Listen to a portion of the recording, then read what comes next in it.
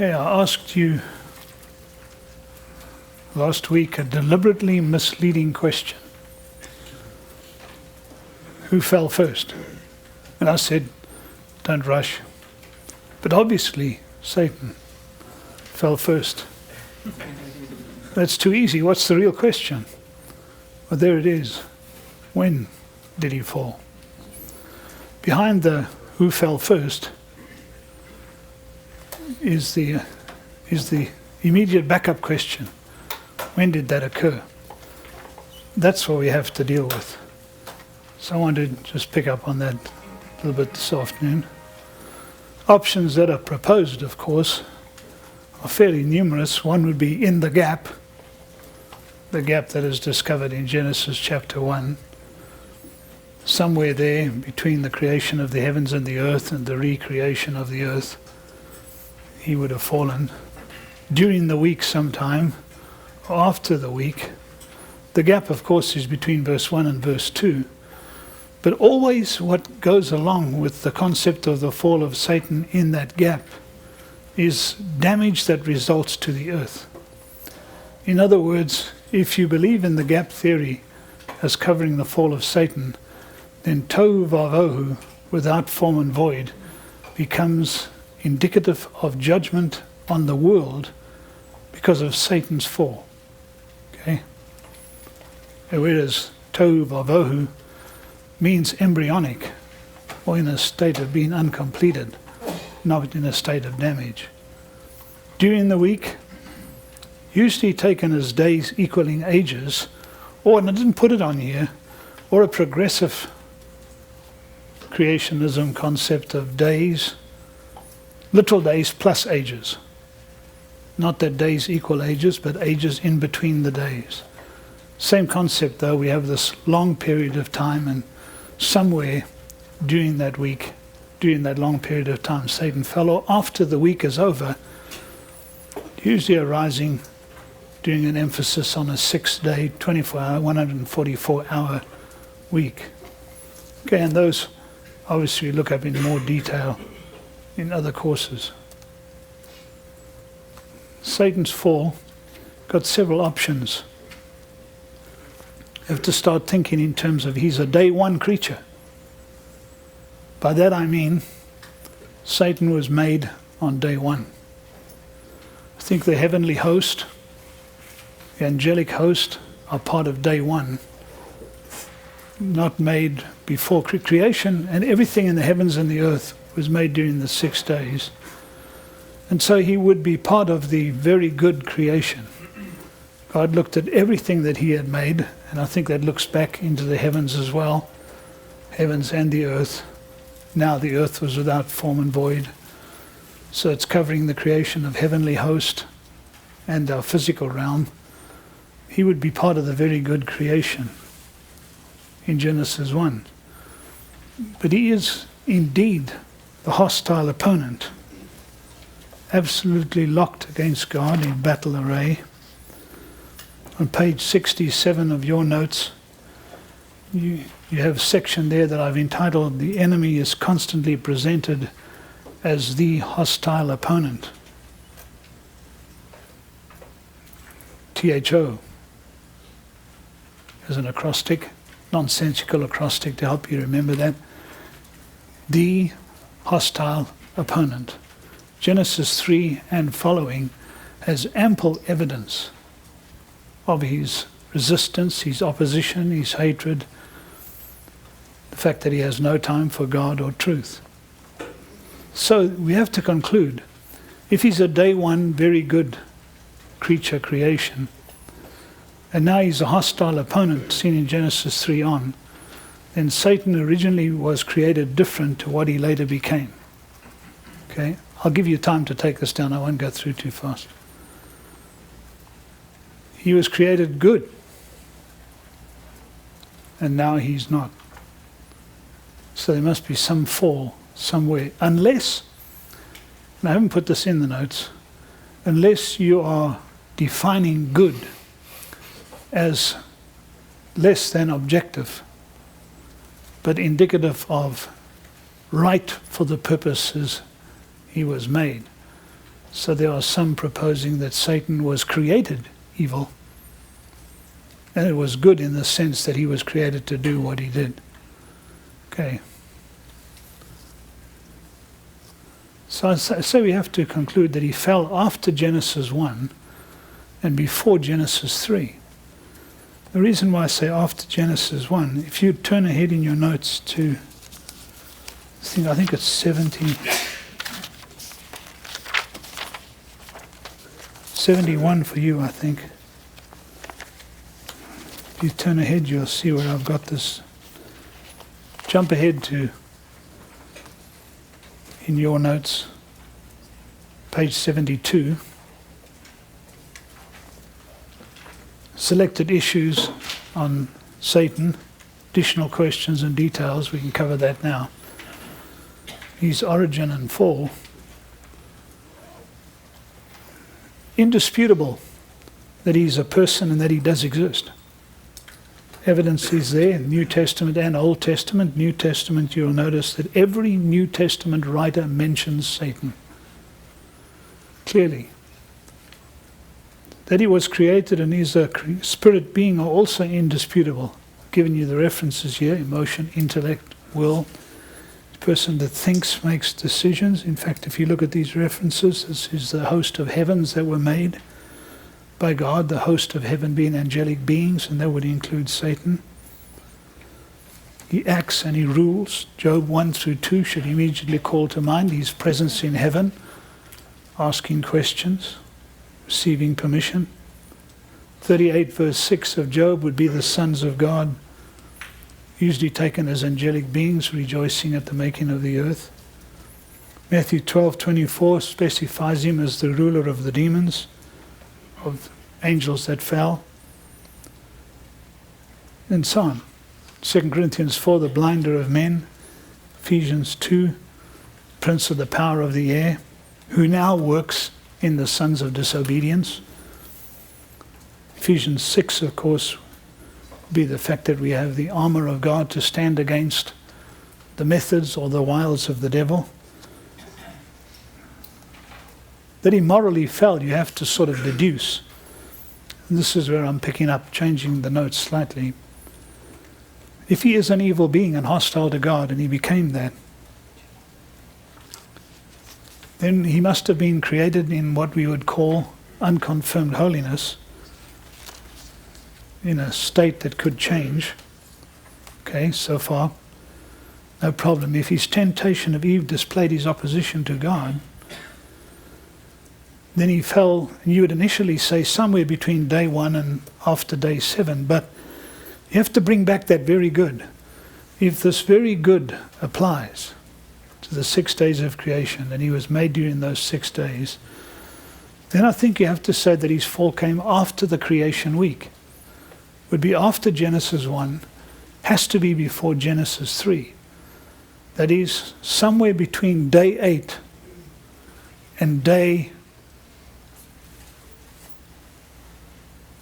with confronting Eve in the garden, somewhere during that period of time, he fell. And he will be judged for that. You can argue from his judgment. Yes, Dax. I'm sorry, I didn't catch what the understanding of what unconfirmed holiness was. You said something. In the state, being able to be changed. Okay, so still able to not become not holy, I guess. Yeah, in other words, not fall. Okay. And remain holy angels. But that's a proposition you put forward to explain the fact that he obviously was before what he is not now. And what he is now is what he was not before. He was under the very good. Now he's under the very bad. You can look at his judgments, and I've listed them here on the next page for you, that Satan was and will be judged. He's clear from revelatory facts. In the Garden of Eden, Genesis 3:15, taken by many, though it's the proto-evangelion, taken by many as representative, of course, of judgment upon him, head being crushed.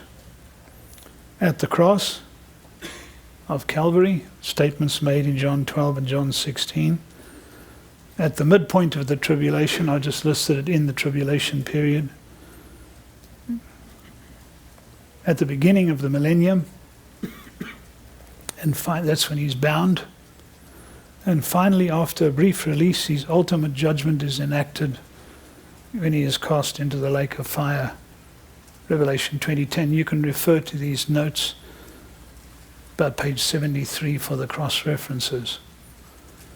So you have these judgments that are noted in Scripture. He has been judged and he will be judged. Okay? So far so good? But arguing on further, second, his judgments have been specified. Those are the ones we looked at earlier. And now you must continue your argumentation. Since it's unlikely that an initial moral fall would be left unjudged, then somewhere there ought to be, and this is the cry of the theologian, somewhere there ought to be some statement in the pages of Scripture that refer to it, or at least can be used to infer that moral judgment. And what's happened is that Isaiah 14 and Ezekiel 28 are conscripted, and I should put that word in quotes. It's a little loaded term. Are conscripted or are accepted as indicative of that fall.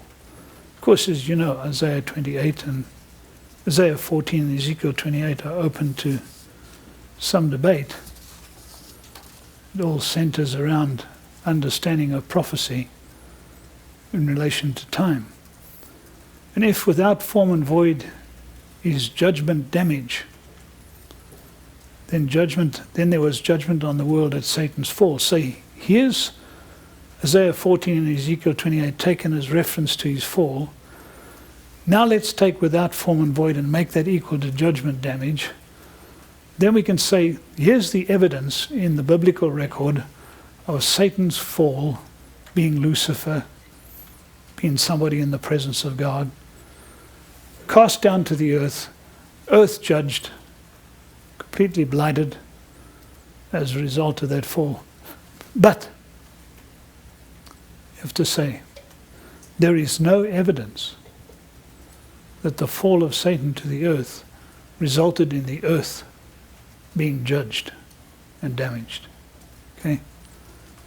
That's very difficult to prove. It's inferred as well. It becomes a series of inferences if you're not careful. You want me to go back to that? Yeah. And could you just kind of re-explain everything you just said? Okay, that's fine. The judgments in the previous one were specified. You can find the references to these in the record. Garden of Eden, Cross of Calvary, Tribulation, Millennium, Lake of Fire. So right there at the beginning, after the temptation of Eve, your head will be crushed. And right at the end, he's going to be cast into the lake of fire from which there's no escape. He gets out of the abyss because God unbinds him, lets him out for a little while. But he's there for 1,000 years. Now if you take that, you say, okay, these judgments have been specified in Scripture. And since it's highly unlikely that a moral fall would be left without judgment, we're looking for a specific fall of Satan. Then the argument is made, there must be some passage that refers to that specific fall. When did he fall? Obviously before Genesis 3, but is there any information in the record that makes that clear? And what happens is that Isaiah 14, and we'll go there just now, and Ezekiel 28 are taken as referring to that event, because they seem to go beyond mortal man. Now if you add to that these two little items, one, the without form and void in Genesis 1:2 equals damage caused by divine judgment on the earth because of Satan's fall. Then that's the conclusion that's drawn. When Satan fell, the world was judged. That accounts for all the ages beforehand, and we now have a recreation of earth.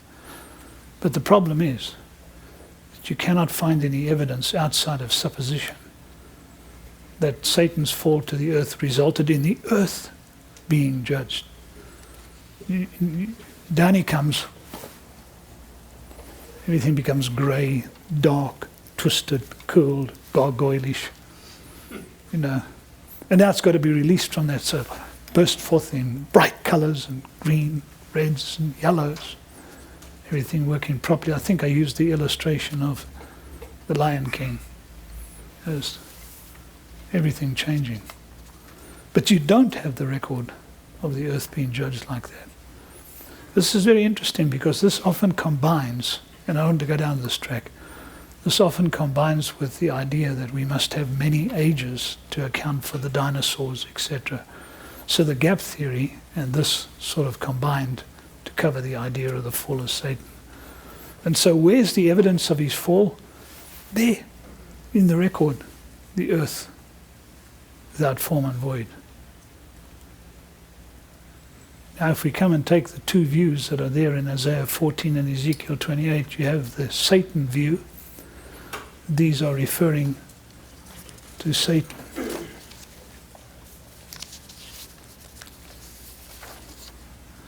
A number of things have to be said. When you look at Isaiah 14, you have these self-declaratory I wills, 5 of them, usually pointed out in the text. I will, I will, I will. I will ascend to heaven. I'll raise my throne above the stars of God. I will sit on the mount of assembly in the recesses of the north. I will ascend above the heights of the clouds. I will make myself like the Most High. Okay? Self-declaratory I wills in verses 13 and 14. These seem to be statements or description of what mortal man would not say. This is more than one would expect of a mortal man. That's the usual argumentation. It's a little more than sign there. This really doesn't sound like an ordinary man saying, I will make myself like the Most High. I will go up into heaven. I'll be in God's presence. I'll raise my throne above the angels of God. It seems to be more what men can say. But you have to acknowledge one thing as you read ancient records, that pagan kings did boast excessively. They were incredibly good at talking about themselves or hiring singers and, what do you call those guys? Sages, poets, to extol their virtues, their greatness, their power. Read some of A.N.E.T. I don't know if you've done any of that in Old Testament backgrounds, and you're amazed. Some of the Assyrians were incredibly arrogant and spoke of themselves as gods or sons of gods. When you look at Ezekiel, and it seems like the content is descriptive of the king of Babylon, given what we know of Babylon's empire. Was ostentatious, was powerful, was incredibly rich. Could be very descriptive of an arrogant individual, speaking in religious terms. Or Ezekiel 28, you go to that passage, commentators will suggest that the setting is very reminiscent or more suitable of God's presence than of the king of Tyre's. And that the description again would seem to be more than that which belongs to a mortal man. Okay? Same thing. It's going beyond. Verses 11 through 19. Take up a lamentation over the king of Tyre and say to him, now you know it's been directed at the king of Tyre, thus says the Lord God. And here are these words that sort of say, wait, is he speaking to the king or is he deflecting to something else? You had the seal of perfection, full of wisdom and perfect in beauty. You were in Eden, the garden of God. Every precious stone was your covering, etc. Ruby, topaz, beryl, onyx, so on. On the day you were created, they were prepared. You were the anointed cherub who covers, and I placed you. You were on the holy mountain of God. You walked in the midst of the stones of fire. Very descriptive of a particular setting that doesn't seem to be describing something earthbound. The description going beyond that of mortal man. More than. But you have to acknowledge this. Tyre was a real paradise. And the words you can add would be ostentatious and bejeweled. It was an incredible city. In fact, so strong that if I'm not mistaken, it withstood Roman siege for 7 long years. Strong and rich, full of resources, full of temples, boasted numerous sanctuaries, called by many of the ancients the Holy Island. It seemed to have everything there that it possibly needed. So here's the problem. It seems to go beyond that. The king called himself God, but verse 8 says he remained just a man.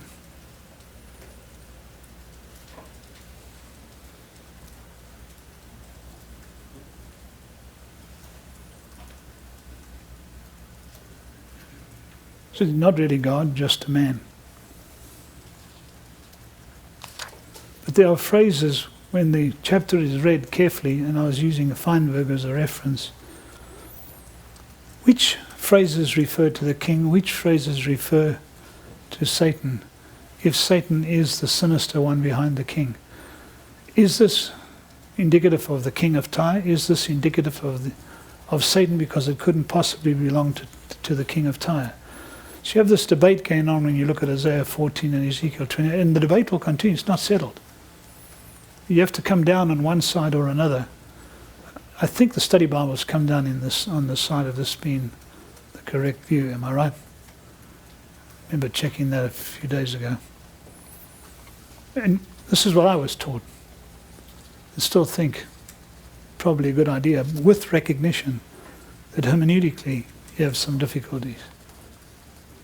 There is the king and nation view that comes in for both these. It is addressed to the king of Babylon.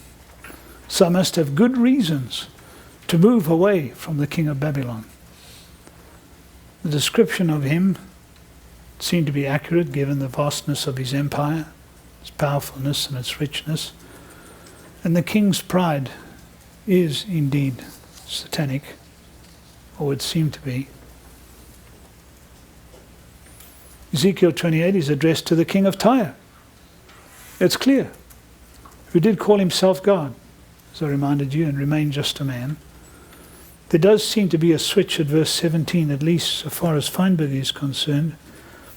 Your heart was lifted up because of your beauty. You corrupted your wisdom by reason of your splendor. I cast you to the ground. I put you before kings that they may see you, etc. There seems to be some transition occurring from sinister one to the king, moving back to the king himself from something else. But when you listen to the commentators and you read, it becomes a sort of a feel thing. As you read the passage over and over, it feels like this is the right thing to do. Craigen, in his commentary on Isaiah, says nothing could be more appropriate. The pride of the king. For the pride of the king of Babylon was truly satanic. He works his malign will through the rulers of the world. He reproduces his own wicked qualities in them, so that Satan, this is Craigen's commentary, becomes virtual shadows. They become virtual shadows of which he is the substance. Understand what he's saying? Babylon, the arrogance of the king of Babylon was truly arrogant. In fact, this is the way the devil worked upon him, so that he becomes a shadow of what the devil really is. And he considers this most appropriate when you look at the description of Isaiah 14. The overweening pride and arrogance of international rulers brings them under the judgment of God repeatedly. And it's a satanic arrogance in these men. By the way, Isaiah 14 is often taken as having typologically primary, secondary, and tertiary types to it. One, it's a reference to the king of Babylon. Two, it's a reference to Satan. And three, Matt? Antichrist? Yeah. Often taken as reminiscent of those, or pointing to those three. The I wills, the I ams, the great opponent. Feinberg, in his prophecy of Ezekiel, which is put out by Moody, says it was addressed to the king of Tyre. That should be kept in mind. But also to the one behind him. Behind him is the motivating force and personality of somebody who was compelled to be in opposition to God. So the work and activity of Satan is seen representatively or emulatingly in the work and activity of the king of Tyre. Now, here's my point. I am not going to stand up and try to argue against Charles Feinberg when he writes something on the Old Testament text. I'm going to have to think about it very carefully before I would say, Feinberg, got it wrong, man. It's only the king of Tyre. You missed the point of the passage. You've gone too far. If a man skilled in Hebrew like he is, reads the text again and again, and he was a brilliant Hebrew scholar, can I put it like this, as it's been described to me, had a feel. It doesn't sound right, does it? Had a feel for the Hebrew text. That is, his mind was so steeped in it that could catch the sense as he was reading. And it seems okay to see the embodiment of Satan behind the king. It's not wrong in the sense that Satan definitely does intervene and interfere with events and people on earth. Ezekiel 28 may be more clearly reflective of this fall and judgment than Isaiah 14. King or nation view or Satan view, whichever one you take, you have to acknowledge that Satan fell morally at the beginning. And for some reason, if you discard these two texts, you don't have any specific identifying text that says this is exactly when. Maybe there's a parallel here. When Isaiah said, "How you have fallen from heaven, O morning star," when Jesus, in the context of the 70, remember, said, "I was watching Satan fall from heaven like lightning." And then you have to go back to your commentaries and look at your text carefully and try to decide what's the best thing to do here in handling it. Taken in two ways, that Christ saw a token of Satan's final defeat in the ministry of the 70. He said, okay, you say you were, while you were ministering out there and the demons were subject to you in the name of Christ, that Christ looked back and said, I saw this happening. I saw his final defeat. What you were doing is indicative of what is going to be finally done someday, or that it's taken to refer to a pre-incarnation event which Christ himself saw, namely that this was indicative of what had happened before the original fall. Those are the two options. Sure. I'll wait while you get it down. Pre-incarnation fall. I'll put it like that pre-incarnation event which he saw to make sure you understand it was Christ back there who saw that event, and now he's referring to what he saw before in his pre-existent state, pre-incarnate state. I was watching him fall from heaven. Most take it as a token of final defeat. Well, they can't make up their mind and they sort of leave both of them dangling there. something of an enigmatic statement. Can I move ahead?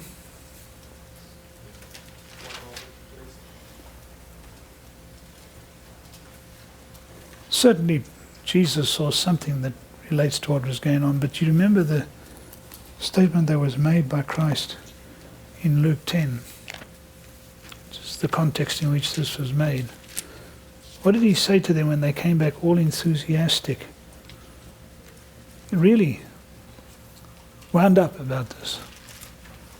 Even the demons are subject to us in your name. Man, we got the power. But he said to them, I was watching Satan fall from heaven like lightning, which is an imperfect, rather than the aorist. Behold, I have given you authority to tread upon serpents and scorpions and over all the power of the enemy, and nothing shall hinder you. Nevertheless, do not rejoice in this, that the spirits are subject to you, but rejoice that your names are recorded in heaven. That was far better. Let me move. Pesonta, to be overthrown or to lose power, is probably the meaning of the soim, falling down or overthrown. And because of the statement about the demons being subject to the disciples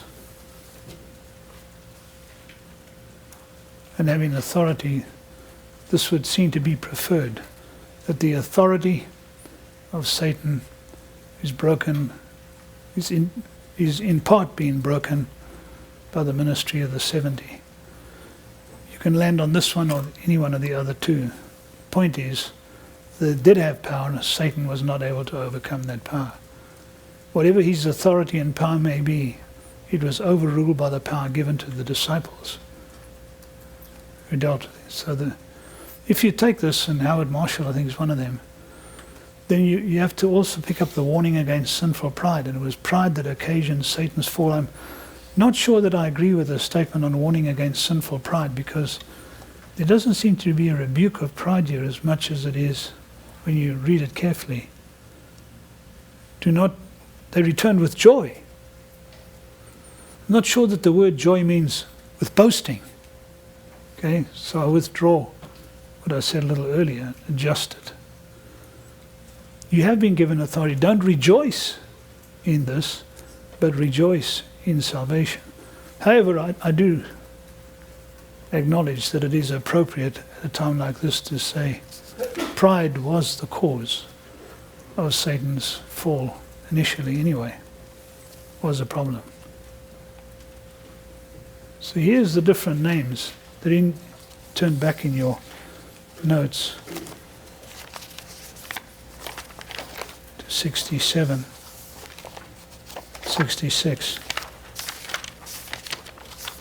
And I've listed for you the different names and descriptions, titles of Satan. Satan, the devil, serpent of old, the dragon. He is the arch enemy of God, there's no doubt about that. That's the best way to describe him. Everything sums up in that one great title, arch enemy. He's opposed to God at every turn and will do his utmost to bring the work of God down. He's the prince of the power of the air. He has sway and authority here in this world. He is the prince of the demons, giving direction, leading them. He's their chief of staff, their chief commanding officer. He is the adversary, spelling it like that with a capital T and a capital A, the adversary, opposed in every sense of the word. He's the God of this world.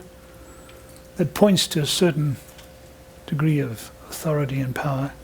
He's the deceiver of the world as well, deceiving the nations, an accuser of the brethren.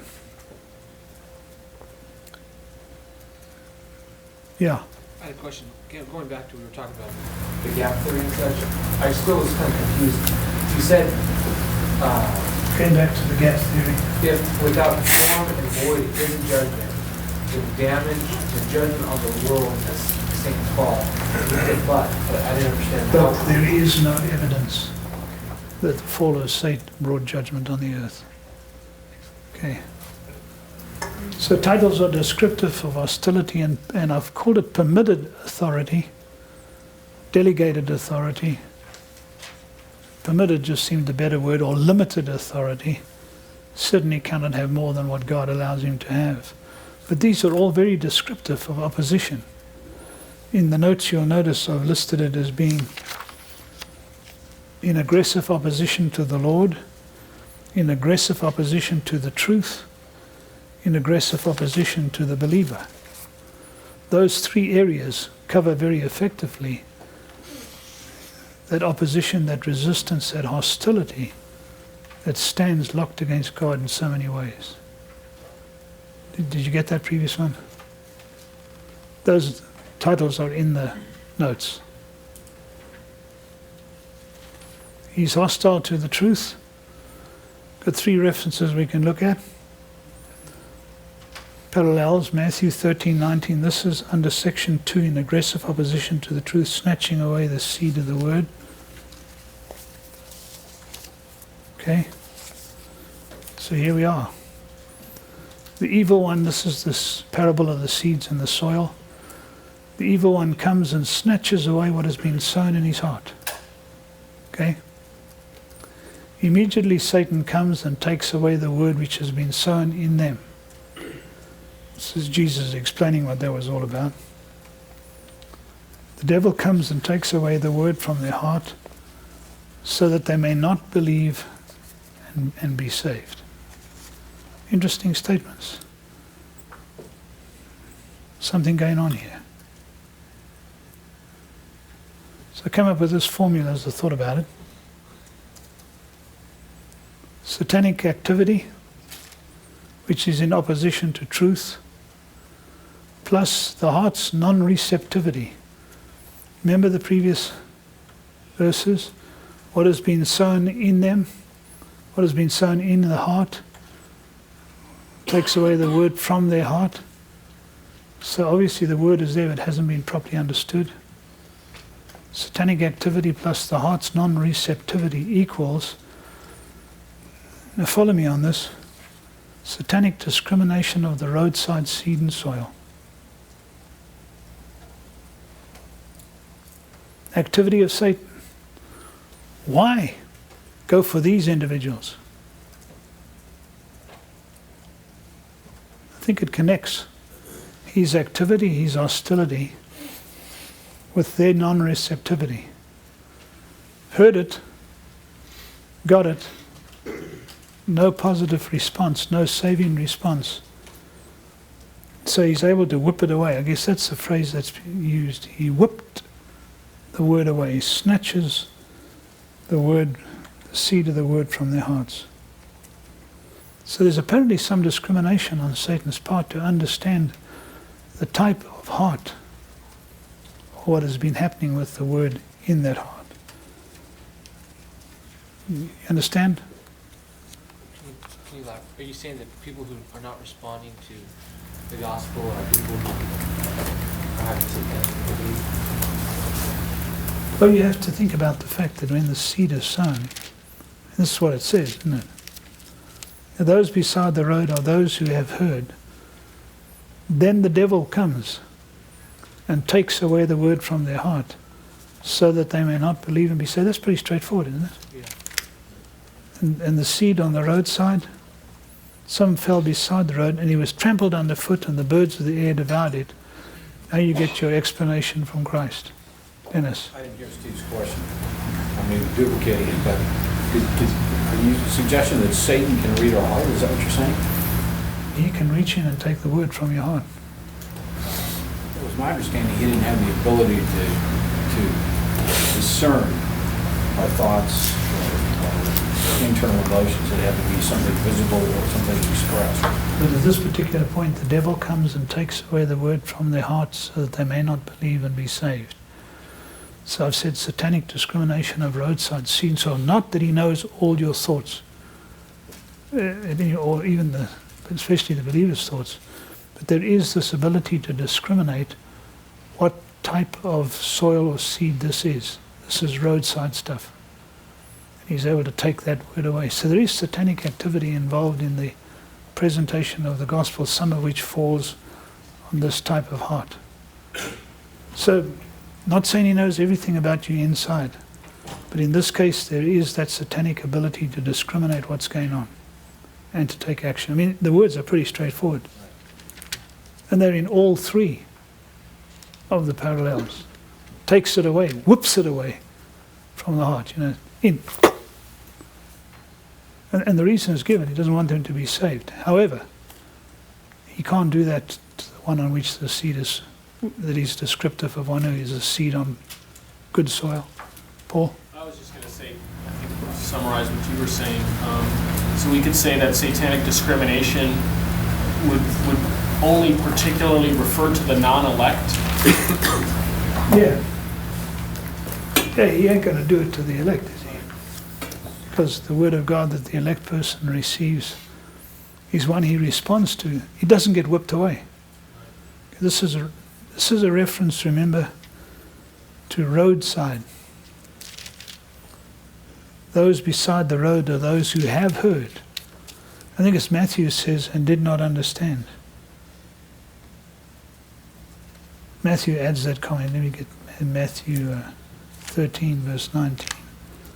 Didn't have it up on the screen yet, but I believe 13, verse 19. Anyone hears the word of the kingdom and does not understand it, then the evil one comes and snatches away, whips away what has been sown in his heart. This is the one on whom seed was sown beside the road. So, heard, didn't understand. But obviously it's resting within. It has been deposited. Going to be temporarily anyway. It's going to be trampled underfoot. But the correct interpretation of that parable that Jesus now gives you is, doesn't understand the word of the kingdom, snatched away, taken out of his heart. This is the one beside the road. So that's pretty clear. So I've limited to satanic discrimination of roadside seed and soil, understanding that the word has not been responded to.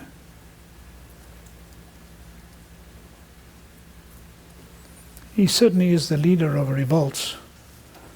It's also part of your notes here on page 67. Aggressive opposition to the Lord. In 1a, leader of the revolt in heaven. You deal with this in eschatology. Certainly there's that final insurrection in Revelation 12. Satan and angels cast out of heaven to earth, banished from heaven.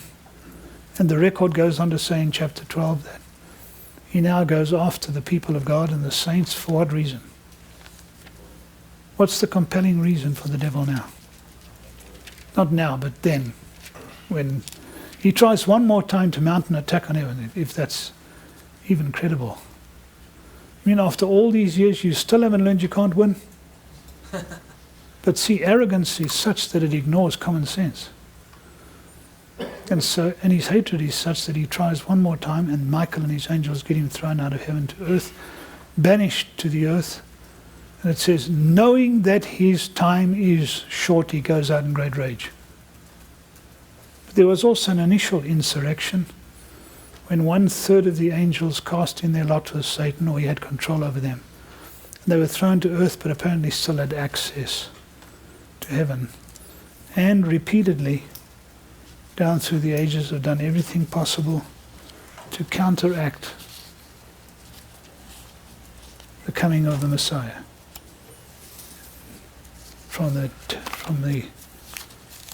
Well, you can trace back the record. The hostility of Satan is opposed to the coming of Christ, opposed to the Messiah, opposed to the plan of God for the ages. 2 insurrections, loses both. But one of them signals to him, what does this mean? He understands the prophetic word. I'm dead. I'm gone. So let me do one last outburst of rage to get rid of the saints. He's the energizer and attacker. The way I've spoken of him in the notes, notice under aggressive opposition to the Lord. Energizer of the Antichrist, he stands behind him. In fact, something of his, this is his man that's going to be put on the scene. 2 Thessalonians, really descriptive. In chapter 2. Whose coming is in accord with the activity of Satan, with all power and signs and lying wonders. So I think you may put it this way, then I'm going to leave it here and we'll take a break. Satan has always had his man standing in the wings, waiting for the moment when in the program of God he'll be allowed to thrust that man to the center of the stage as the Antichrist. Mystery of lawlessness is already at work. There are antichrists at work, all at the behest of Satan, expressing their opposition to truth now. Now in the program of God, 2 Thessalonians 2, the Antichrist, thrust him forward. Here he is. The man of lawlessness, the son of destruction, who opposes and exalts himself above every so-called God or object of worship so that he takes his seat in the temple of God, displaying himself as being God. When that time comes, there he is, pushed out center stage. Now when you read that about powers and signs and lying wonders, or these powers and signs and wonders that belong to the realm of the false, you are immediately struck by something else in the record. It's almost as though it's an important thing to bring this out first. The mystery of lawlessness is already at work. Only he who now restrains will do so until he is taken out of the way, and then that lawless one will be revealed. And it doesn't go on to say whose revelation is a result of the activity of Satan's power, or in accord with that, but it immediately says, whom the Lord will slay or consume by the breath of his mouth and bring to an end by the appearance of his coming. And do you catch the significance of the order there? Here's this man who exalts himself above everything as being God, takes over the temple, etc., becomes completely and totally intolerant. There's no more religious freedom of any kind, no more freedom of speech. Religiously speaking, you will worship me, world. And he's a lawless individual, no moral values, and immediately told, but when Christ appears, gone. Now let me tell you, he's coming in accordance with the activity of Satan, but don't be frightened by the power that he puts on display, because he's dead. When just that epiphania, that flashness, that brightness of Christ stepping onto the scene of history, and battle's over. Slain by the breath of his mouth, destroyed by the brightness of the Lord. Energizer of the Antichrist? Yeah. Can you comment on where you landed on Isaiah and Ezekiel? Yes, Ezekiel 28 is most probably indicative of Isaiah 14, perhaps, but less likely. So I accept the fact that they do most probably refer to the motivating personality behind the kings, with Ezekiel 28 being more obvious than Isaiah 14.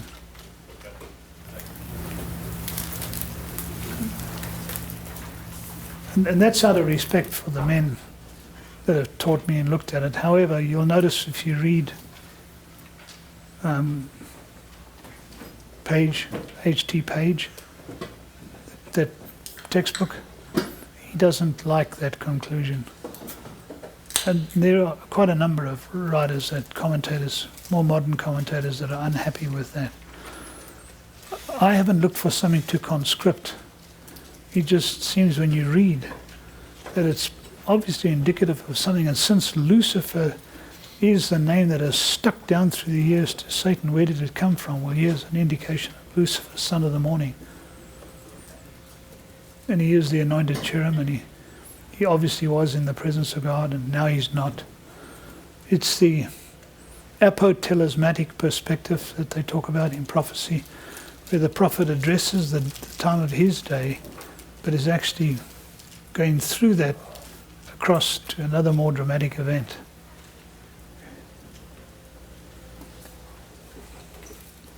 He is also the attacker of Israel, Daniel 9 and Revelation 12. And I ask the question at this point because I think it's appropriate. Is anti-Semitism satanic? And I think there's only one answer. Yes. There just seems to be only one answer to explain the latent anti-Semitism that lies just beneath the surface, particularly in Europe, well, even here. It's easy for snide comments or ethnic jokes about Jews to slip out. And down through the ages, Jewish people have been accepted, and then something just turns the opinion against them, and the history of the pogroms and all. I think it's satanic. That doesn't mean that sinful man would not be anti-Semitic. Sinful man is anti-ethnic in a remarkable number of ways.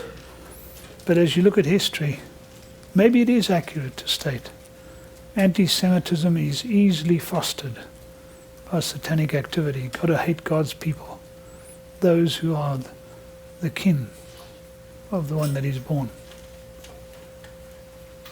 He's counterfeiter, instigator, and sower of discord. They cover a number of categories I've got here on the page. He promotes the masquerades, if I may put it as a noun, of God's men. This would be 1D, counterfeiter of God's men in 2 Corinthians 11:13 through 15, enabling men to appear to be God's men and himself to appear as something real good, angel of light. He sends false teachers, in other words, who, until some evidence comes out, actually appear to be God's men, or false apostles, false teachers that know how to use the truth to get an entry. So there are counterfeits out there. That's what makes it so hard sometimes to know what to do. He obviously fosters false teaching. 1 Timothy 4 refers to that. Introducing deceitful doctrines is the way it's listed in your notes. 1 Timothy 4, verse 1. But the Spirit explicitly says that in the later times, some will fall away from the faith, paying attention to deceitful spirits and doctrines of demons. Okay. Doctrines which demons bring, which demons inspire, which demons teach, which demons promote. False teaching is not always just the fruit of sinful philosophy. Could be, but false teaching may very well be the result of satanic activity. Hence, it's skillful use of what is right or appears to be true to get some respectability. Real error rides off the back of truth in order to gain your hearing and then subtly ensnare your mind. In the last days, in the latter days, this is going to happen with increasing intensity. Revelation 2 points to his provoking the persecution of the saints. Yes, sinful man can hate the people of God, and it's unbelievable what sinful men can do to sinful men. Satan indeed provokes the persecution of the saints. Let's get rid of them. It backfires. How does it backfire? Speaking experientially and historically, what is it that backfires when attempts are made to persecute the saints? Church grows. Could be, yeah. Could be an expansion of the church. Strengthens the faith. Strengthens the faith of the believer. He knows he's counting the cost. The genuine saint stands, but it's more than that. Purges the church. Certainly purges the church, gets rid of those that are flabby, don't really belong. Spreads it to a greater area. Spreads it, yeah. The growth of the church is in the blood of the martyrs. How's that expression go? The blood of the martyrs is the seed of the church. But they die right. They die with the words of their faith on their lips. Time and time and time again down through history, as men were burned or went to the execution block, they went speaking of their Christ. Clearly, strongly, convincingly, convictingly, so that even executioners or prison or jailers have become believers as a result. That's a backfiring. He tried to get rid of the saints, cause them pain, hope they would fail, wants their faith to fail, but it doesn't, it stands strong. And I know there were some that failed, like Balthazar Hubmaier, but then he ultimately didn't fail. Introduces lookalikes. Matthew 13, I'm speaking here of tares and wheat. Looked like the real thing. Got to wait till the end of the harvest to separate them. And then creates disharmony in the church. Disturbs the peace. 2 Corinthians 2, verses 12 and 13. 2 Corinthians 2, 12 and 13. Disharmony in the church will do it. Verse 11. That's what I want. Oh yeah, in order that no advantage be taken of us by Satan, for we are not ignorant of his schemes. 2 Corinthians 2:11, not 12 and 13. Reaffirm your love for him. This is the man, remember, that repented of his sin. Forgive him. Reaffirm your love for him. He goes on here to say, for to this end also I wrote that I might put you to the test whether you are obedient in all things. Whom you forgive anything, I forgive also. For indeed what I have forgiven, if I have forgiven anything, I did it for your sakes in the presence of Christ. In other words, you forgive as I'm willing to forgive. You forgive him, so will I. This man has to be restored. Remember, the discipline in the church is reformatory. It's an attempt to bring about restitution. It's not punitive. And forgive him if he is repented, in order that no advantage be taken, that the devil doesn't have something to grab a hold of. Kleonecte, not to gain an advantage by grasping something. You don't forgive him, you give the devil a handle to get a hold of him and others in the church and create disharmony, discord within the body. Shouldn't be. I was thinking about that again the other night, looking at these notes, thinking, there really is I'm really impacted in my heart, because I've thought back over problems in different churches, even one that we were in. I thought, if I and the others just had a better realization that this discord, which was never a doctrinal discord, could be the activity of Satan in our midst, using something to his advantage, maybe we would have reacted a little differently. Of course, that's hindsight now, but it's a reminder for the future. Discord may very well be satanically brought about, and steps should be taken accordingly. Don't want to give him an advantage. What's the one clear passage in statement in Ephesians 4 about not giving him an advantage? Don't let the sun go down in your wrath. Don't give him something to grab a hold of. Bring about disharmony between brethren. Well, he's a sifter. Satanic sifter. Luke 22 speaks clearly to that. 31 and 32. Simon, Simon, behold, Satan has demanded to sift you like wheat, but I have prayed for you that your faith may not fail, and you, when once you have turned again, strengthen your brothers. Okay, I'm going to build this one in another way. It's coming back. Permission requested by Satan to severely trouble the disciples. Severely. He wasn't going to be content with just a little bump. He wanted to roughly shake them. Notice, however, that the opening words with the double vocative Simon. Simon is a plural pronoun. Pretty much accepted as being so. You, all of you, all the disciples of which Satan was the leader. So behold, Satan has requested permission to trouble you. All of you. Then the aorist ex iteomai, to ask for, or better, to demand the surrender of. Strongly made by Satan. This wasn't a would you please. This is I demand the right. I demand the surrender of you. Evidently wanted all of them. Purpose of the demand is couched in the matter of sifting wheat, which suggests what? Remember how wheat was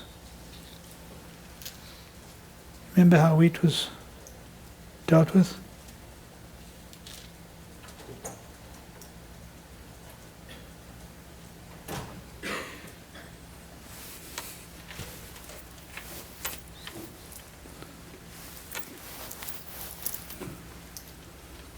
Beaten to death, picked up, thrown in the air, shaken from side to side, whipped again with a flagellum, whatever it was.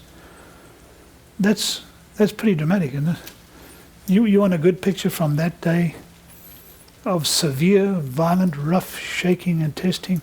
Sifting for wheat was an excellent metaphor. What would we use today, since we're not so agrarianly inclined?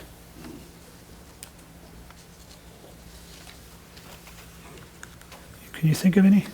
Would have been an electric dryer. In a tumble dryer? Yeah.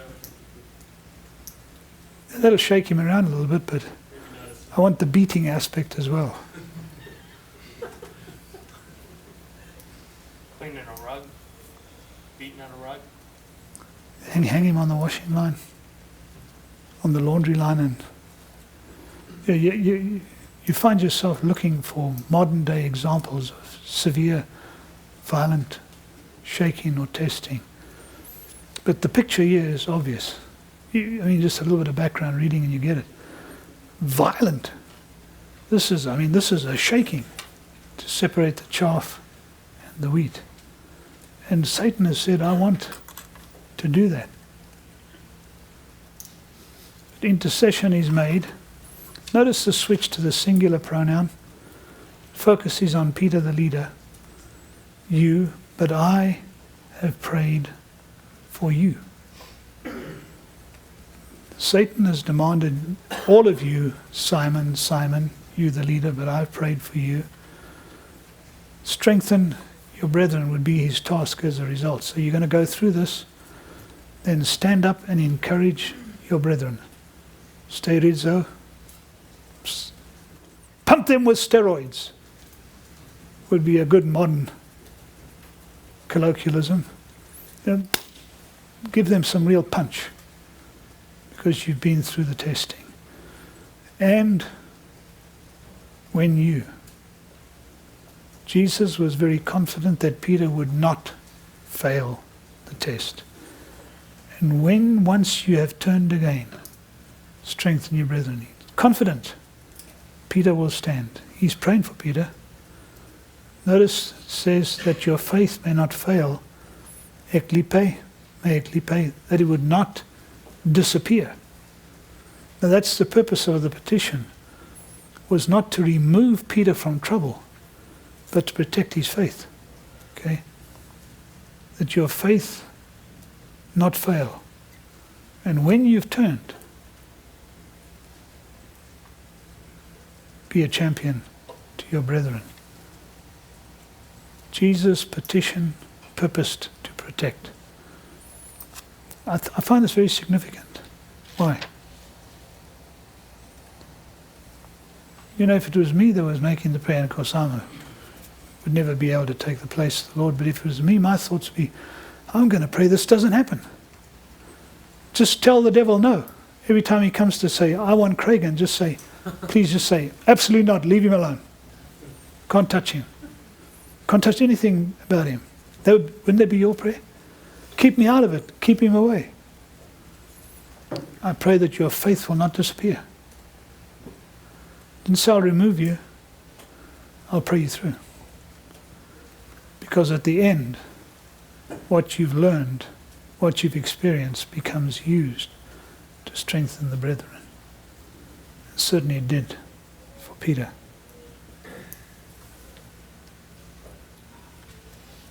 Well, you can make a number of observations here from this particular text. Luke 22. Sift you like wheat. I'll give you time to take this down.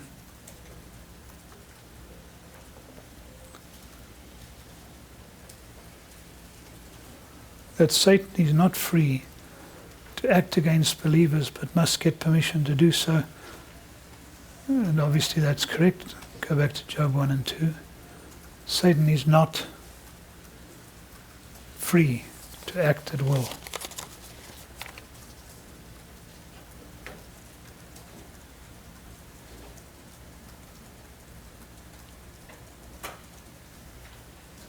This is a category you add to the opposition to the believer. You add to number 3 of your notes, where it says, in aggressive opposition to the believer. Add Luke 22, 31 to 32. Command to sift like wheat. That Christ intercedes to prevent the intended end, if I may make a play upon words, that is the end of faith.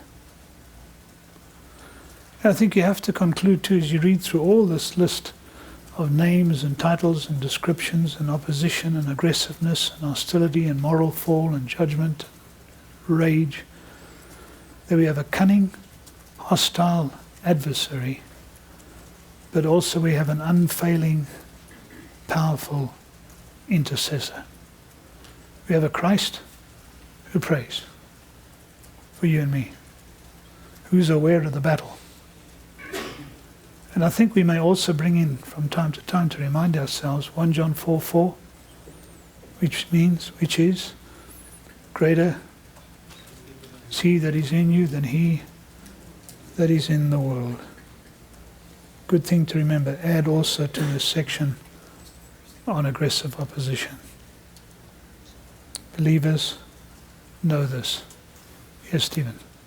I was wondering about the Apostle John also in that same epistle when he writes to the young men and says, you have overcome the evil one. If that's, there's still like an ongoing battle, it seems like for us, but is that just kind of the initial battle that we've had against Satan? We're going to battle him all the time. Obviously, and we do overcome by the use of truth, by the practice of truth, by the doing of righteousness, by prayer, by calling on Christ to aid in times of distress, by not giving him an advantage.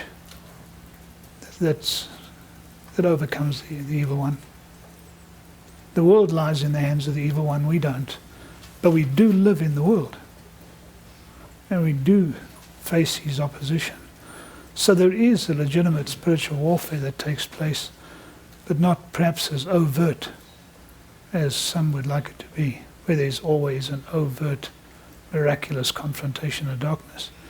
There is confrontation with the enemy. That's why I have the shield of faith, the helmet of salvation, the breastplate of righteousness. So I have that armor to stand against the wiles, the methods of the devil. So yes, young men can overcome with truth. What's the weapon? The sword of the Spirit. Taking the truth. Yeah, thanks. That's a good cross-reference. You got the observations. You don't have to get down in full. They're obvious. Satan can't act at will. Christ intercedes for me anyway. So a cunning, hostile adversary is overcome by a powerful intercessor. And I know that greater is he that is in me than he that is in me. So be not fearful. What about the God of this age? He's called the God of this age. Those are statements that are made. The present age, the immediate evil age, the age of this world. You have these differences recorded in Scripture. There's that which is present and that which is future. There's an age that is now, that is evil. It's even called this particular season. And you have the age that is coming, or that age. You can find references to this in the New Testament, in Paul's epistles, referring to these times. And we may speak of Satan as the god of this age like this. It's a usurped, temporary sway over this age. Prince of the power of the air, prince of the demons, prince of this world, god of this age, certainly. And he is given that title, God. And I want to make a few comments about that in a moment. But he has no power whatsoever over the ages to come. Why not? Simple question. Obvious question. He ain't there. Where is he? He's in the lake of fire forever. And he stays in the confines of the fire. There's no idea of him busting out. Flames bursting in every direction to just sort of have a little sortie into the new heavens and the new earth, and then back to the lake of fire. He's there, he's gone. No more deceiving the nations, no more deceiving men. In fact, perfection reigns, sin is no longer present, unbelievers are gone. All that's been taken care of. It's God, Christ, the Spirit, the angelic host of elect angels, and all the elect of all ages. And Satan has no power over that time at all. Let me say a bit more about him being the God of this age, and I'll give you a bit more.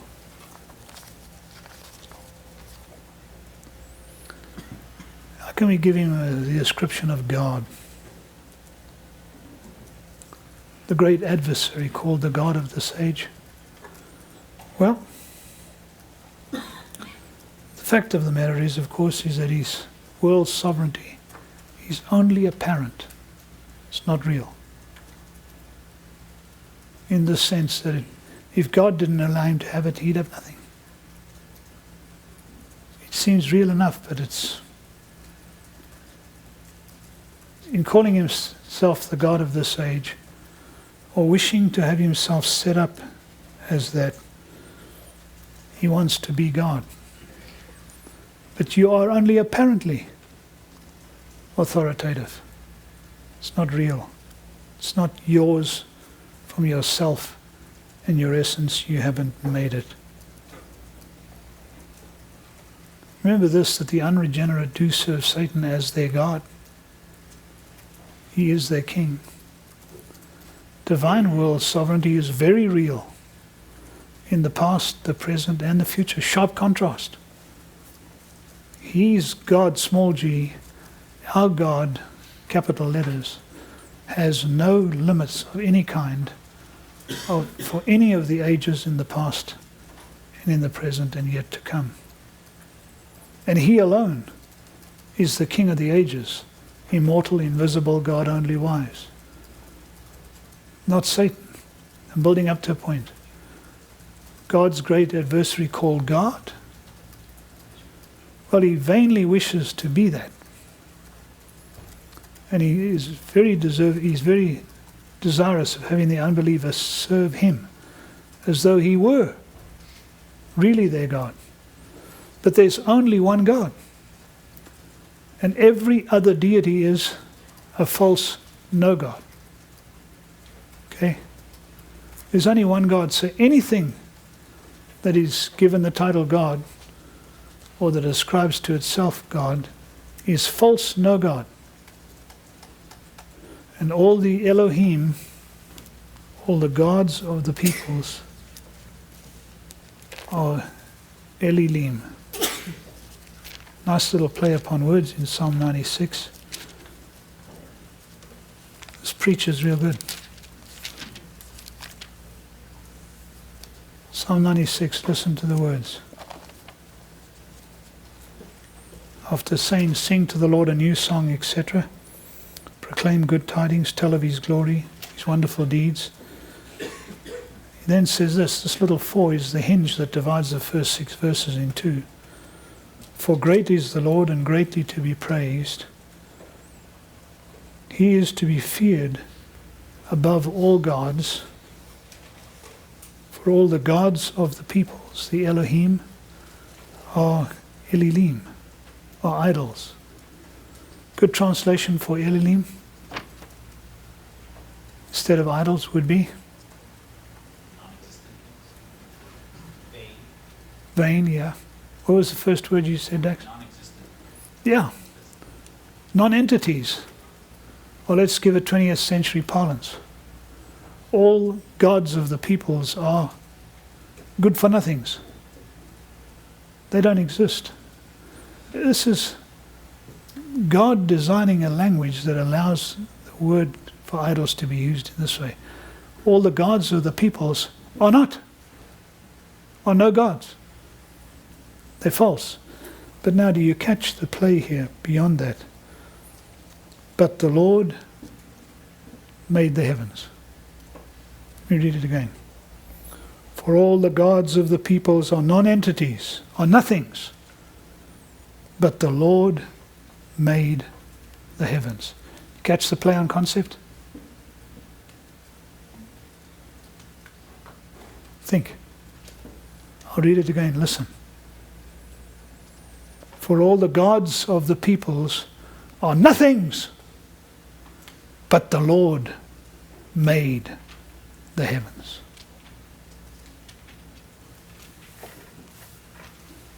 It's poetry. It's asking for completion. Poetry allows you to complete thought. Nothing made the heavens and the earth. Everything. Made nothing. My Lord made the heavens out of nothing. But the Lord made the heavens out of nothing. Any Jew who knew the Old Testament would catch that immediately. Your gods are nothing. My God made everything out of nothing. So splendor and majesty stand before him. Okay, preach it. Elilim. Not like my Lord. He's the divine world sovereign. He stands as the King of the ages. He's in control of it all. So summarize it like this, and I'll leave this up long enough for you. This summarizes everything on page 67, 66, and 67. I've taken this from Michael Green's book, I believe, in The Downfall of Satan. He attacks the minds of men with doubts, fears, and propaganda. Skillful at it. Attacks your mind. That's why you're told to keep a guard over your mind. Gird up the loins of your mind. Assails the spirits of men with lust, pride, and hatred. Entices yours to respond. Assaults the bodies of men with diseases, torture, and death. Records of that. And assails the institutions of men, government, universities, organizations. The structural evil is what Michael Green calls it. In other words, set up in such a way that they operate with evil intent to prevent the spread of truth. An example here would be recent modern example in history that's kind of failed, but did everything it could to stop the spread of truth. I would put communism here as an institution of men that was structurally evil in terms of its atheism, because atheism goes hand in glove. It's that set up to prevent truth. Just couldn't help it. Acted against the church and really didn't stamp it out. Attacks and assails, 2 words covering mind, spirit, body, the very institutions of men. Set up with evil intent. structures of Islamic society today would be the same. And you can put it like this. Satan manipulates nations, city councils. I see we have a different Bible here. Verses 181. First, it's verse 18. Rioting mobs and the elements themselves, all manipulating, and I should put under manipulates, with specific divine permission, operates in these ways. Yet, gonna fall. Did you get the last one all right?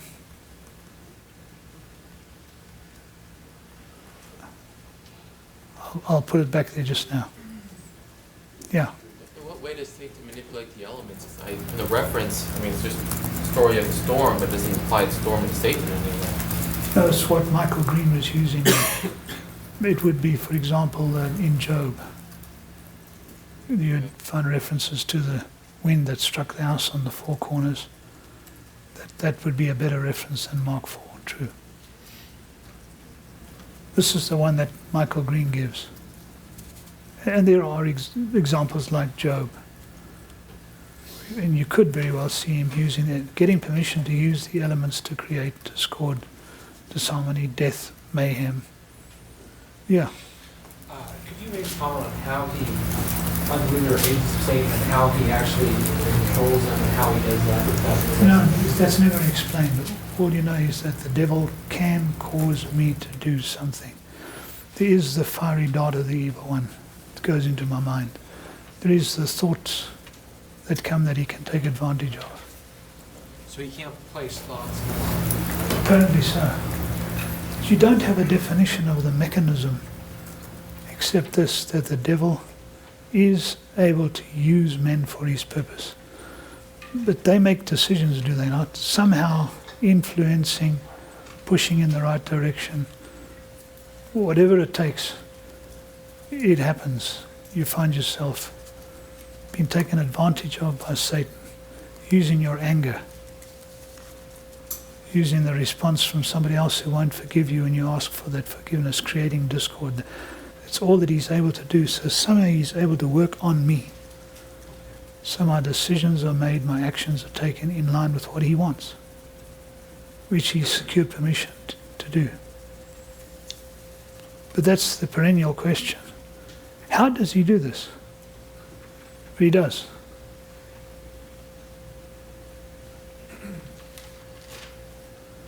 If you think back to examples, these you should be able to remember. Don't give a place or give a handle to Satan by being angry overnight.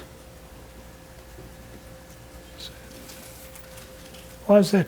Because evidently somehow your rage grows when you lie there stewing over what somebody's done.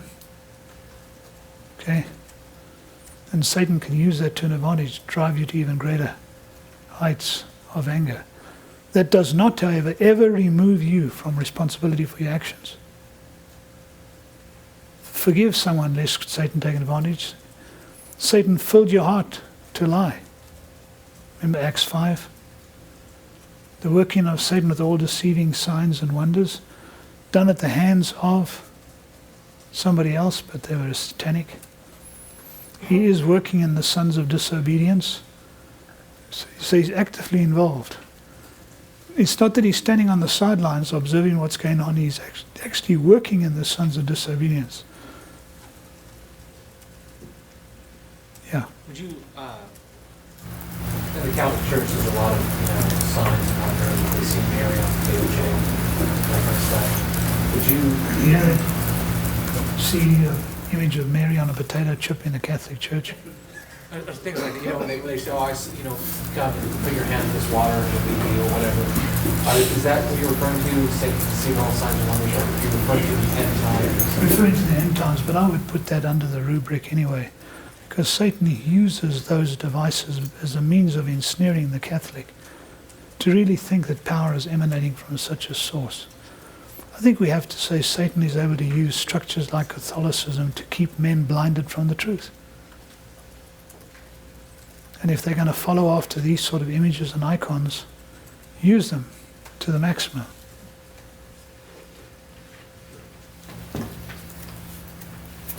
You can fall into reproach and the snare of the devil because of your pride, trapped by him. There's the fiery darts of the wicked one,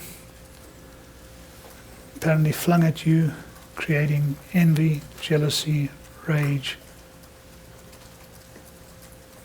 thoughts, lust, pride. Moved David to number Israel, got him into trouble. That's a good one. How did he do that?